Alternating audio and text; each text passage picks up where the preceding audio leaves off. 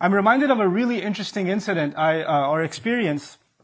Almost over a year ago, I traveled to Oman. And we had a program there. There was a program that I attended in a masjid for about 7 days. It was an i'tikaf. There were about 500 of us that stayed there. And this was a study program for just reflecting on the Qur'an. That's what it was. And there were rules for attending this program. And one of the rules was you have to leave your cell phone, astaghfirullah al-azim. You have to leave your cell phone with the custodians, and if there's an emergency, they'll contact them. But for 7 days, you don't have your phone. I don't even know how you can breathe without your phone anymore, but we did it somehow. So there's no phone with us. And the second thing was, you can only mention your name, and you can only mention where you're from, but you can't say anything else about yourself.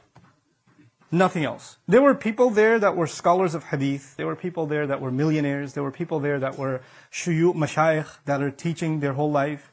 There were people there that own 2 camels, and that's their entire life, is taking care of those camels. There were people there that were taxi drivers, but we don't know who's who.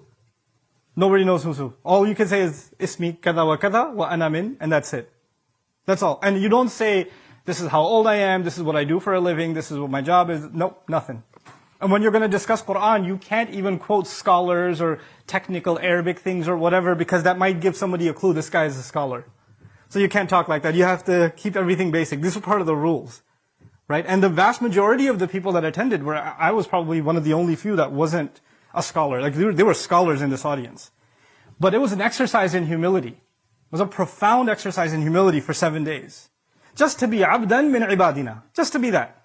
Just to be a servant from within our servants.